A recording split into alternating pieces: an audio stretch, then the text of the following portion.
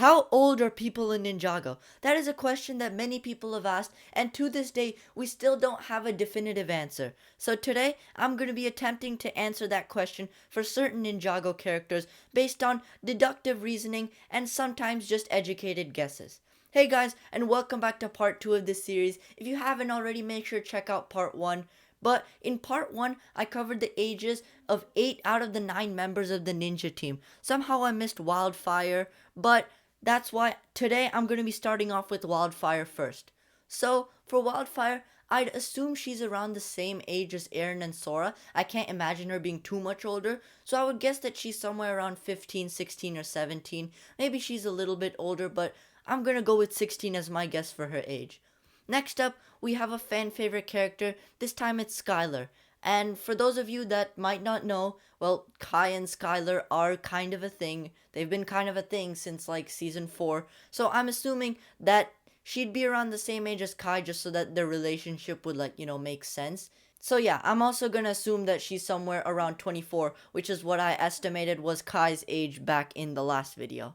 Next up, we have Harumi, and Harumi's an interesting case because she looks to be around 8 in season 1, but somewhere around like 16 or 17 in the Oni trilogy. But in my last video, I estimated that the time gap between season 1 and the Oni trilogy was only somewhere around like 4 years, so that doesn't really make sense. Besides, if she's 8, that means that she's going around the streets of Ninjago City creating a biker gang when she's like 10, which I just don't think is possible. So, she is probably a little bit older than she looks in the flashbacks. So I'm gonna guess that she's somewhere around 11 or 12. That would make sense because then she'd be around 15 to 16 during her presence in the Oni trilogy. And I can kind of see that happening. It is a little bit of a stretch, but again, I can make sense of that. This would mean that during her appearance in Crystallize when she, comes back, she'd be around 18 or 19. And, well, we really don't know what's happened to her in Dragon's Rising, but if she was alive in Dragon's Rising and if we do see her, she'd be somewhere around 24 right now. Next up, we have Morrow, and Morrow's an interesting case because I can also predict his age fairly accurately. You see, the first we see of Morrow is when Master Wu finds him as like a 5-year-old. This is shortly after Garmadon is gone, training with Master Chen, which I'm assuming is somewhere around 10 to 15 years before the Serpentine Wars, because I just don't imagine Garmadon training for that long under Master Chen. So yeah, he's around 5 when Master Wu first meets him, and so using that, I'd probably estimate that he would have been somewhere around 15 to 20 during the time of the Serpentine Wars. Of course, he'd definitely be dead, but just hang in with me. So, if he's around 20 or 15 during the time of the Serpentine Wars, then in season 1, which was estimated to be 40 years later, he would be, well, 55 to 60. Let's just go with 60, because that would make a lot more sense, considering during his presence in season 5, probably 60 is the best guess for his age. So yeah, I think that he is dead, which means that technically he didn't age at all, but taking the time from when he was born, he would have been 60 years old during his presence in possession. Now, the Serpentine Wars were actually really nice for me while I was researching this video because they're one of the only times in Ninjago that we actually have an accurate estimate of how much time has passed between like eras or major battles, and that allows me to estimate a lot of ages of many characters in Ninjago. If you remember, I used it to estimate the ages of Rei and Maya, but I can also use it to estimate the ages of Crux and Acronix. Crux and Acronix again look to be around 20 in the Serpentine Wars, so I'm assuming they'd be 60 during their presence in season 7, and we don't really know what's happened to them since, but if they were alive today, I'm assuming they'd be somewhere around like 70-ish.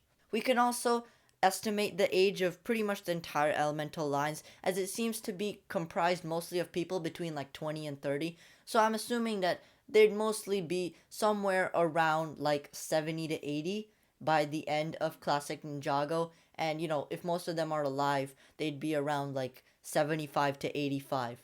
Another cool character that I found I could also estimate the age of using the Serpentine Wars was actually Pythor. We get this quick snapshot of Pythor at like the end when they're sealing the Anaconda away in their tombs, And again, I'm estimating that he's maybe somewhere around 30, which would mean that when he comes back in season 1, he would be around 70. We don't really have an estimate of how long the Serpentine can live, so it definitely does kind of make sense if you think about it.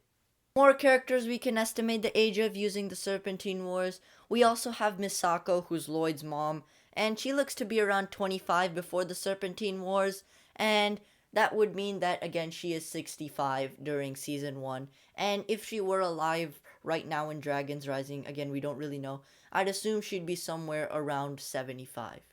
Some more fun characters I thought I'd add. We have the first Spinjitzu Master. Now, again, we don't really have even close to an idea of how old the first Spinjitzu Master is. The closest we have is Master Wu's monologue, where he basically says that the first Spinjitzu Master did a bunch of things long before time had a name. But, in this series, it is my job to find out how long ago that was, which that monologue is great, but it's not very helpful in determining how long ago it actually happened. So, I'm just gonna have to estimate again. So let's just see all that happened between the first Spinjitzu Master's birth and the present day in terms of Ninjago. So, well, the first Spinjitzu Master was born, basically. The Oni and Dragon fought over him, and he basically also fought in the war between the Oni and Dragon, trying to get them to, work out their differences, and basically just make the realm of the Oni and Dragon be in peace. But, of course, he failed. So then he left the realm, he created Ninjago, and apparently a bunch of other realms as well. So that must have taken a long time. Then he also had a big fight with Wojira after creating Ninjago. He also did some other stuff like settling down with his two sons, Wu and Garmadon. He defeated the Overlord, who we'll also get to later. So yeah, basically, he's been busy. I estimated that Master Wu's age in the last video was somewhere around 1,000. And most of the stuff that I just mentioned happened before Master Wu and Garmadon's birth. So I'm assuming that he's going to be a lot older than Master Wu and Garmadon. So I'm guessing somewhere around 10,000 years. I think that's a nice estimate.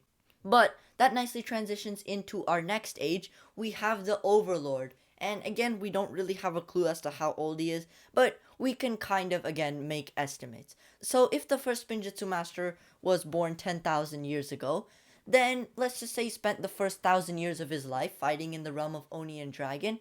Then he spent the next 1,000 years wandering, creating his realms and whatnot. And then basically in the next 1,000 or 2,000 years, he made Ninjago, and of course the Overlord was made as an anti-first Spinjitzu Master, light and shadow, all that good stuff. So I'm assuming that he was made somewhere around 3 to 4,000 years into the first Spinjitzu Master's life, which would mean that he's around 7,000 years old.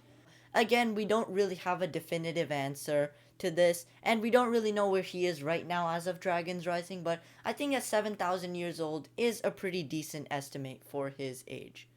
Next up, we have by far the best character in all of Ninjago. You know him, you love him, it's gotta be Grand Sensei Dareth. Now, all of you true fans out there will know that Dareth is timeless, so I don't really know what he's doing in this video, but I'd be doing him a major disservice if I didn't at least talk about him in this video. He's basically the god of Ninjago. I don't know why he hasn't showed up in Dragons Rising. Maybe he's Lord Ross's master. Who knows, maybe he's the first Spinjitzu master. We don't really know, but all that I know is that Dareth is the GOAT, and I couldn't not put him in this video. Alright guys, so that's for the funny little end segment. Thank you all for watching all the way through. If you enjoyed this video, make sure to check out part 1 again. Make sure to watch this video on the end screen, and make sure to subscribe. So, other than that, I'll see you in the next one.